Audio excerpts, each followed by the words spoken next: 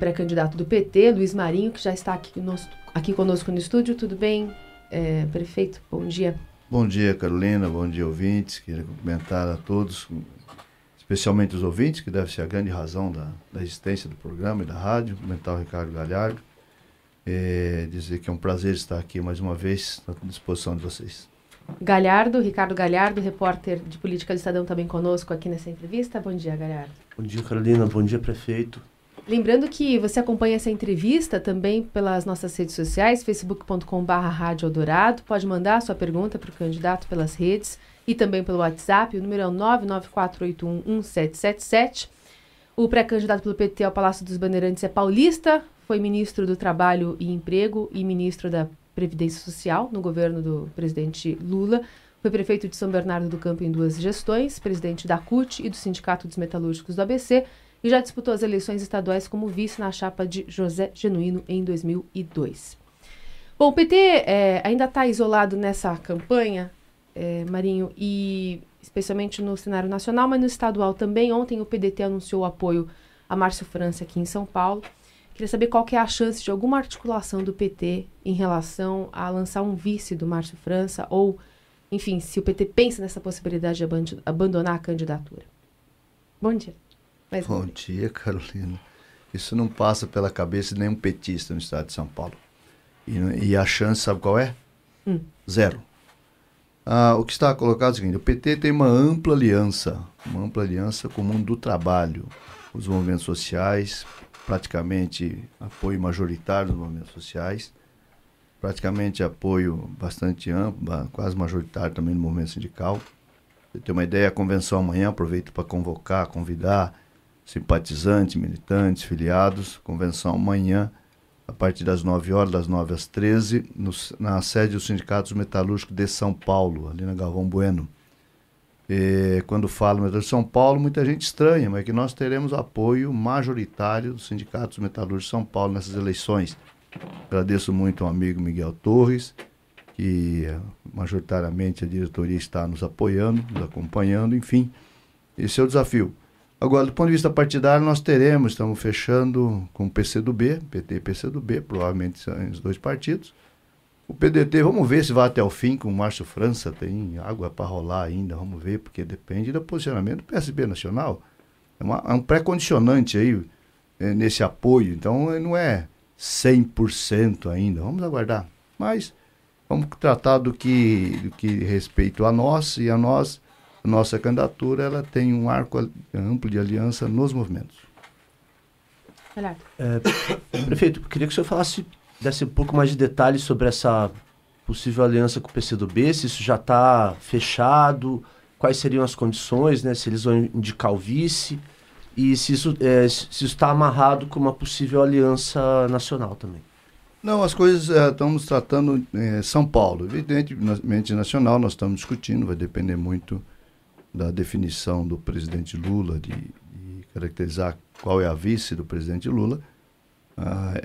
Essa possibilidade do PCdoB, há uma possibilidade por parte do PCdoB, poderia ser, é uma coisa que o PT vai ter que refletir nacionalmente, da eventual possibilidade da Manuela ser a vice do presidente Lula. Então isso não está nem confirmada nem descartada, tem dias aí para a gente trabalhar esse processo, depender muito da decisão do presidente Lula em relação a isso. Para você ter uma ideia, o Centrão anuncia vice, depois não é mais vice, que aceitou, que não aceitou, enfim, tem aí até o dia 5 de agosto, provavelmente, tem muitas definições ainda para passar, umas que é anunciada, que pode ser revertida, outras que não anunciada, que pode ser anunciada, enfim. Do ponto de vista do PT no estado de São Paulo, a aliança com o PCdoB ela é firme, só está faltando detalhes, porque eu esperava que eles reivindicassem, apresentassem alternativa para a candidatura a vice. É notório que eu estou pedindo uma liderança feminina para compor a chapa comigo de vice, e o PCdoB não apresentou nenhuma alternativa de quadro feminino para essa tarefa. Isso aqui dificulta a ocupação na vice. Então, a possibilidade é que eles venham a compor a primeira suplência do senador Suplicy. A única exigência é ser uma mulher. Na sua primeira gestão na Prefeitura de São Bernardo do Campo, o senhor escolheu o Frank Aguiar, alguém do meio artístico. Isso também estaria em pauta agora ou não? Não necessariamente. É o pedido que seja para mostrar, como nós temos 2 quadros militantes masculinos compondo a chapa de senadores, eu, governador, Suplicy e Gilmar Tato, senadores, o ideal é que nós tenhamos uma mulher para compor a vice, compor as suplências, enfim, para valorizar, expressar o desejo de chamar a atenção da sociedade para a necessidade, acima de tudo, de aumentar a participação da mulher na política. Isso é muito importante para construir um processo de igualdade entre homens e mulheres em todos os campos. Prefeito, na sexta-feira da semana passada, a presidente do PT, a senadora Gleisi Hoffmann, ela falou que o adversário aqui em São Paulo não é o Márcio França, é o João Dória. Ela falou isso num contexto de negociação nacional do PT com o PSB. O PT ainda tem uma esperança pequena, mas tem essa esperança de fechar uma aliança nacional com o PSB. E disse também que haveria um acordo de o PT não atacar Márcio França aqui em São Paulo, com vistas a uma possível aliança no segundo turno. Eu queria saber o que o senhor acha disso, já que o senhor tem feito críticas ao Márcio França, que é herdeiro do governo do PSDB aqui. Vamos buscar atacar ninguém, não vamos buscar falar a verdade do que acontece no estado de São Paulo. A realidade é que o PSDB governa o estado há 24 anos, 24 anos planejado para resolver qualquer gargalo de que você escolha e focar de forma planejada, determinada, e eles não têm resolvido nenhum gargalo. E é notório que o PSB no estado de São Paulo é um grande parceiro do PSDB. Então, uma coisa é o PSB nacional, e outra coisa é a liderança do governador Márcio França nessa grande parceria com o Alckmin há muito tempo, não é de hoje. E, portanto, ele é herdeiro do processo. Agora, não vamos ter críticas pessoais a absolutamente ninguém. Agora, a crítica política ela está colocada com uma necessidade de disputa, de caracterização. Ele, de fato, ele é o responsável hoje pelo estado de São Paulo. Ele foi o vice do Alckmin, mesmo antes de ser vice do Alckmin, já era parceiro do Alckmin, então... Mas, agora, segundo turno é uma outra eleição, que é preciso caracterizar a disputa do primeiro turno para estar no segundo turno. E construiremos a minha presença no segundo turno. E no segundo turno, vamos conversar com o eleitorado, especialmente com o eleitorado do estado de São Paulo, e com as lideranças que, eventualmente, desejam participar de um debate no segundo turno. Mas é cedo para discutir o segundo turno. Na minha caracterização de disputa no estado de São Paulo, é preciso deixar com muita clareza o que está em disputa no primeiro turno. O prefeito, mas o PT, a bancada do PT na Assembleia está mais alinhada com o governo do Márcio França até do que a própria bancada do PSDB, né? Votou junto com o governo no projeto do IPESP, tem garantido quórum nas sessões para aprovação da LDO. Nós nunca fizemos um trabalho na Assembleia de inviabilizar que o governo trabalhe. Aliás, nosso posicionamento é histórico de projetos que têm a ver interesse da opinião pública, do povo paulista, do povo brasileiro. Nós não temos absolutamente nenhuma restrição em trabalhar uma oposição de forma sistemática por ser oposição. Afinal de contas, quando tem esse projeto que vai deliberar, ele é de interesse ou não é de interesse do povo ou de segmentos da sociedade. E assim que deve ser o posicionamento. Não há, assim, nós não estamos... Posição ferrenha ao Márcio França, não há por que fazer. Enfim, agora... Até porque nós não temos essa força toda na Assembleia Legislativa para impor derrota ao governo para cá ou para lá, a não ser compondo com parte de outras eventuais bancadas que se possa colocar.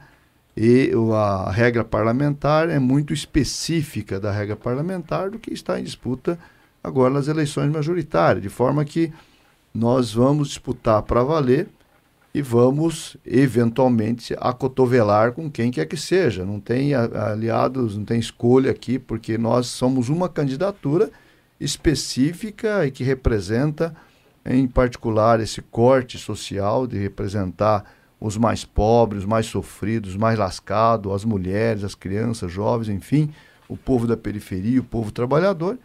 E quem tiver que dar cotovelada para defender, esse legado do governo Lula, esse legado das nossas políticas públicas, avançar e disputar o segundo turno, porque o PT participou uma única vez do segundo turno, no nosso histórico, e vamos disputar a segunda agora em 2018, tenho certeza disso. Mas tem menos gente disposta, ou pelo menos menos gente eleita, podendo fazer essa defesa do ex-presidente Lula.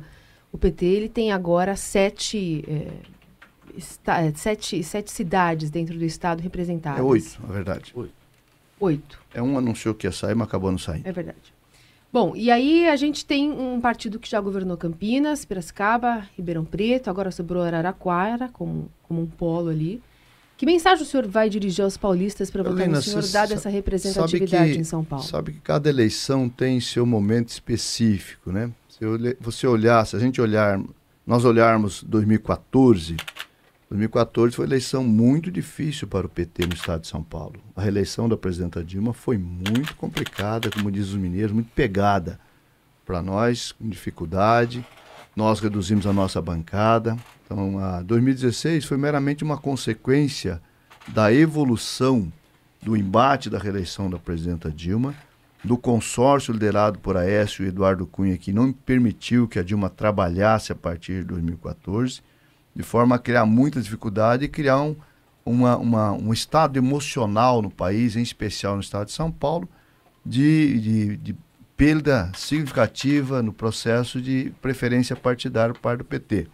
E o PT, portanto, em 2016, ele foi uma dificuldade para os nossos candidatos a prefeitos, a vereadores, enfim, nós resumimos bastante. Isso é o quadro real. Mas eu digo que em 2016 nós batemos no fundo do poço e, nesse momento, se dizer assim, qual é o ambiente político de disputa para nós petistas no estado de São Paulo inteiro. Hoje eu digo para você com certeza, ele é melhor do que 2014 e infinitamente melhor que 2016. É só olhar as preferências partidárias. Na capital, por exemplo, nós chegamos em 2016 com preferência partidária de 6%. A última pesquisa à disposição de 40 dias atrás, nós estávamos com 21%. São Bernardo do Campo, nós chegamos a 9%. Hoje nós estamos com 32%, chegando no processo histórico de 2010. Ou seja, nós estamos recuperando as condições de fazer uma boa disputa. Tenho certeza que 2018 vai marcar a retomada do crescimento do PT no estado de São Paulo, da nossa bancada estadual, nossa bancada federal, a eleição de uma vaga no Senado. Lembrar que em 2014 nós não conseguimos eleger o Suplicy senador, nós vamos eleger ele, vamos disputar a segunda vaga e vamos estar no segundo turno, estarei aqui com vocês no segundo turno para discutir esse assunto. É evidente, é notório, já é quase histórico, um sentimento antipetista muito forte em São Paulo, mais forte do que em outros estados do país. Eu queria saber, o que o senhor pretende dizer, Ricardo? Qual vai ser a sua argumentação para combater esse sentimento antipetista que existe no estado? É muito relativo esse antipetismo no estado de São Paulo. Você mesmo disse, nós já governamos a menor cidade do estado, Borá, e governamos a maior cidade de São Paulo, a capital, e governamos cidades médias, pequenas, grandes cidades, enfim. Cada eleição é uma eleição. Em 2016 você tinha um ambiente emocional que levou a esse resultado. 2018 é outro ambiente emocional completamente diferente. Prova disso é a liderança do Lula em São Paulo. Lula ganhou uma única eleição no estado de São Paulo. Hoje ele lidera também no estado de São Paulo, não só no Brasil. Portanto, é um outro estado emocional neste momento aqui. Eu falo com segurança e falo de a percepção de rua. Eu sabia qual era a percepção de rua 2014, 2016, qual a percepção de rua hoje. A percepção de rua hoje é muito melhor do que foi em 2014. Estou falando de realidade, rodar o estado, rodar as cidades pequenas, médias, grandes, e, portanto, a mensagem de mudança no estado de São Paulo. É bom caracterizar que o estado de São Paulo é governado por uma turma, por um consórcio, há 24 anos.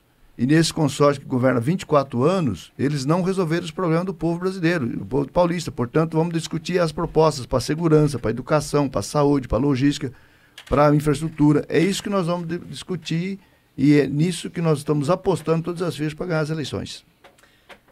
Mas o senhor acha que vai encontrar algum tipo de dificuldade, por exemplo, para defender o PT nessas caminhadas? O senhor vai fazer alguma boa peregrinação ali pelas principais cidades?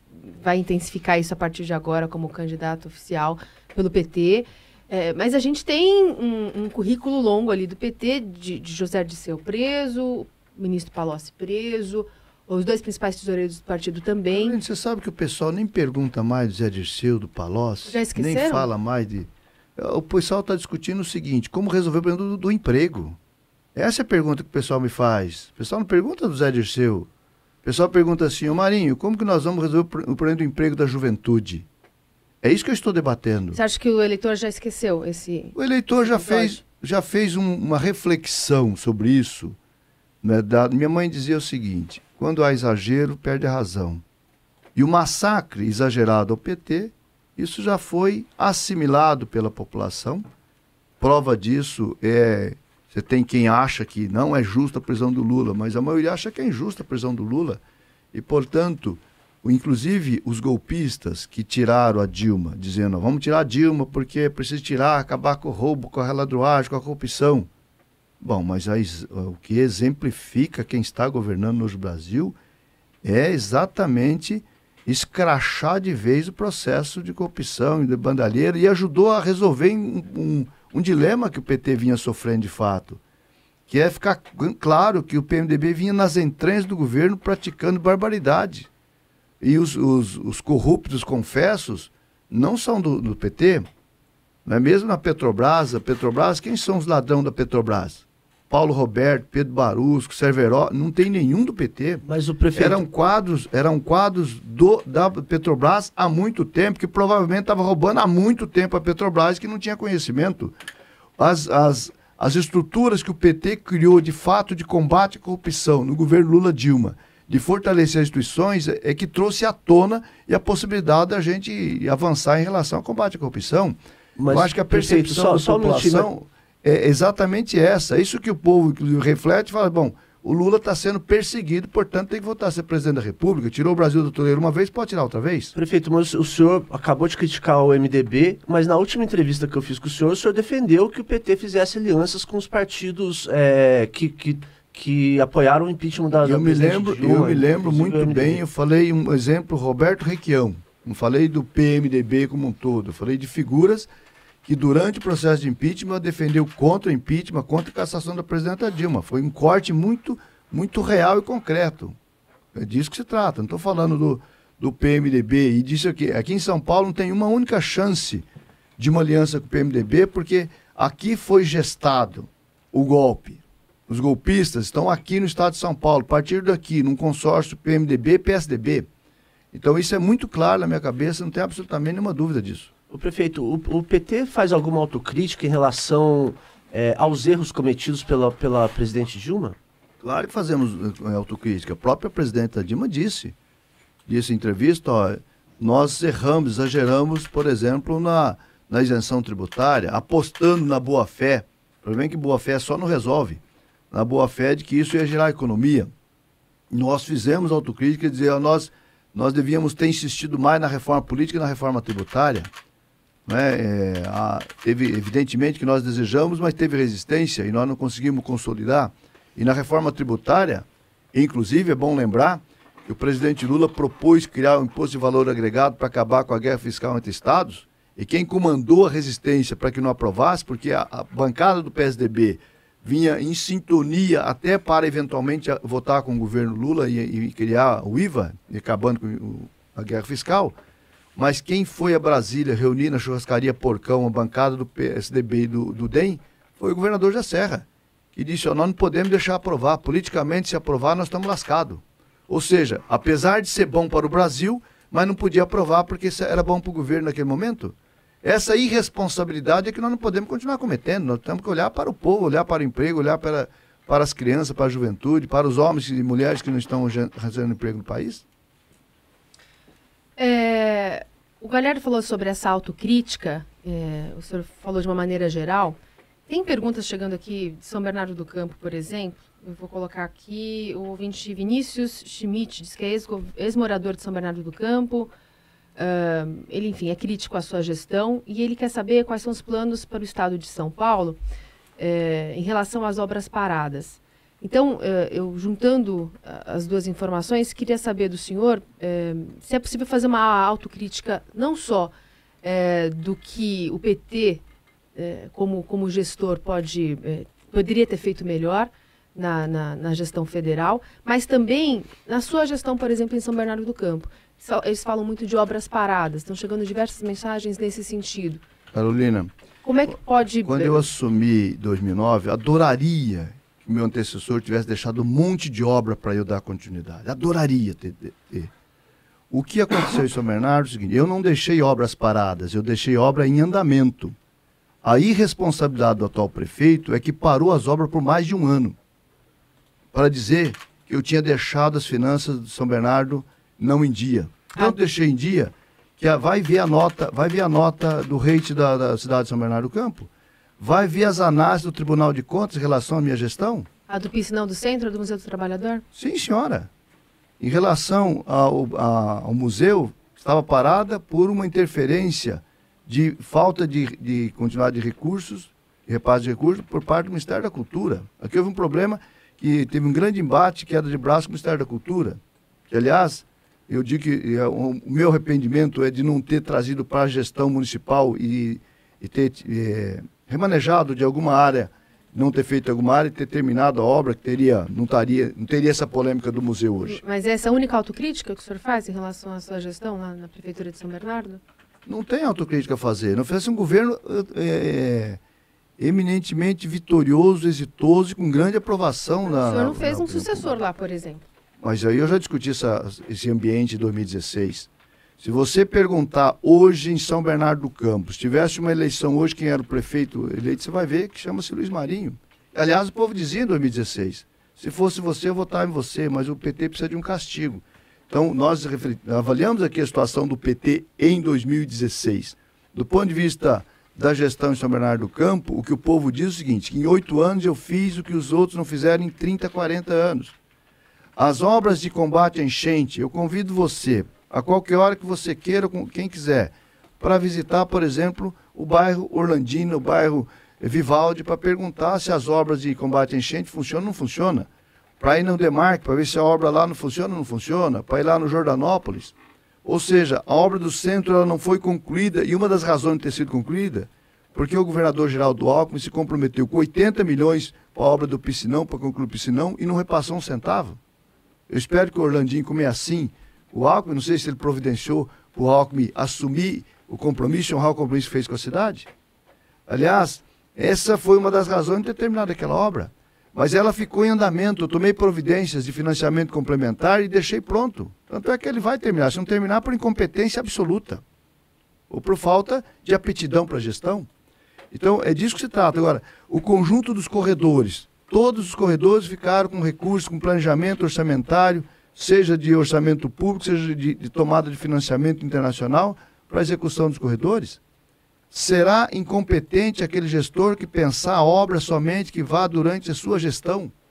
Você não planeja a cidade para 4 anos, você planeja a cidade para 20 anos. É assim que tem que ser. Talvez tenha sido esse o erro do PSDB, de governar a cada 4 e acaba não fazendo nada. Tanto é que tantas promessas feitas pelo governador Alckmin, que é quem governou 24 anos nesse estado, porque eu era vice-governador, era secretário o tempo todo governando o estado de São Paulo, junto com a turma do PSDB e Companhia Limitada, e olha o desastre da educação, na segurança, na saúde. É só olhar, só perguntar para o povo. Meses atrás, São Bernardo conviveu com uma ocupação enorme ali no terreno no Jardim Anchieta, e, enfim, até recentemente, só aqui em São Paulo, a Prefeitura também estimou que 70 prédios foram invadidos na região central. Em 2013, era um pouco mais de 40. Celito, como é que o senhor vai se posicionar em relação às ocupações do MTST aqui no estado? Fazendo como fiz em São Bernardo, durante meus 8 anos teve uma única ocupação. E por quê? Porque eu tinha projeto habitacional e tinha diálogo com os movimentos. E monitorava para não deixar ocupar. É preciso que o gestor planeje a cidade, tenha a cidade, a gestão da cidade, o estado em suas mãos. E a partir da capacidade de propor projetos e diálogo, você evita a ocupação. Para evitar conflitos, você tem que trabalhar, você tem que dialogar, você tem que compor, você tem que negociar, você tem que ceder, muitas vezes. Agora, você tem que colocar, vamos trabalhar para não haver ocupação. E, portanto, chamar os movimentos para discutir. Escuta, a regra do jogo aqui é a seguinte, nós temos aqui, qual a reivindicação de projetos? Vamos discutir os projetos. Então, em São Bernardo, nos 8 anos, o que eu discuti com os movimentos, conjunto dos movimentos, independente de que visão ideológica que tinha, era: eu não desejo, não vou permitir uma única ocupação. Não vou permitir, e não permiti. Teve tentativa de ocupação que não permiti. Essa ocupação, por exemplo, não foi do meu governo, foi do meu sucessor. Pela incapacidade de monitorar, incapacidade de dialogar, incapacidade de propor políticas públicas, que a ocupação aconteceu. É disso que se trata. Prefeito, o PT tem uma estratégia de insistir com a candidatura do ex-presidente Lula, que está preso, até o fim, enquanto for no limite da justiça. Eu queria saber, assim, o senhor mesmo disse, as pesquisas mostram que o presidente Lula lidera a disputa presidencial aqui no estado de São Paulo, poderia ser uma boa alavanca para a sua candidatura. Como é que vai ser fazer essa campanha com o presidente preso? Bom, não sei se ele estará preso, aí é a justiça que vai dizer. De nossa parte, estamos brigando, batalhando para libertá-lo o mais rápido possível dessa injusta prisão. Isso é possível que aconteça. Mas a candidatura dele, ela é líquida e certa. No dia 15 de agosto, às 18 horas, nós o registraremos em Brasília, no TSE. O registro é líquido e certo, né? A candidatura não... O registro é líquido e certo. Não é nada certo. O registro é líquido e certo. E se a Constituição, a legislação vigente, a lei ficha limpa e a jurisprudência for mantida, é líquido e certo também a sua candidatura, o seu direito a ser candidato. Se rasgar a jurisprudência e rasgar a legislação, então tirarão da eleição. Mas mantido a jurisprudência, até porque muitas candidaturas de 2016 foram na mesma circunstância do presidente Lula, inclusive em tomando posse. Portanto, aqui nós estamos falando com base na lei, na Constituição e da jurisprudência. Prefeito, mas uma coisa é uma eleição para uma prefeitura. A base que os advogados do presidente Lula usam teve 145 prefeitos que conseguiram ser candidatos, se eleger, mesmo com condenação em órgão colegiado. Agora, a gente está falando de uma candidatura a presidente da República, de um dos maiores países do mundo, de 200 milhões de pessoas. Não é uma grande irresponsabilidade do PT deixar o país nessa situação de dúvida, de incerteza durante a eleição? Desculpe, Ricardo, a grande irresponsabilidade é quem insiste, sem prova, manter o presidente Lula preso. Isso é uma grande irresponsabilidade. A grande responsabilidade de querer tirar uma liderança que mostrou, que já tirou o Brasil do atoleiro em 2002, porque em 2002 o Brasil estava na situação de hoje, um pouquinho pior. Desemprego nas alturas, fome, desespero das pessoas que não conseguiam empregos, nas igrejas, independente da... Não havia déficit fiscal, né? Uma fila enorme, havia déficit fiscal sim, o FMI mandava aqui, fazia, deitava e rolava. Hoje nós não devemos mais nada ao FMI, hoje nós temos reservas cambiais, dado ao governo do presidente Lula, especialmente durante o presidente Lula e também da presidenta Dilma. Nós criamos as condições estruturais do nosso governo para hoje não dever favor ao FMI, não pedir o que deve ser feito ou não ser feito, pela circunstância do trabalho feito lá atrás. Essa circunstância, a irresponsabilidade é querer tirar alguém da eleição porque sabe que se ele disputar ele ganha a eleição. Isso é irresponsável. Irresponsável é a sentença condenatória sem absolutamente nenhuma prova de crime praticado pelo presidente Lula. Isso é irresponsável. Eu diria que o PT tem muita responsabilidade com a história do nosso povo, com o legado do nosso governo, com o legado do nosso povo e da liderança do presidente Lula, porque ele é a principal liderança capaz de tirar o Brasil do atoleiro mais uma vez. Essa é a grande aposta. E tenho certeza que se mantida a jurisprudência, e desculpe, jurisprudência serve para prefeito, governador, serve para todo mundo. Espera um pouquinho. Por que a lei é diferente de um para outro? Eu nunca ouvi falar isso. Lei serve para todos. Agora, não serve para todos, menos para o presidente Lula? Que conversa é essa?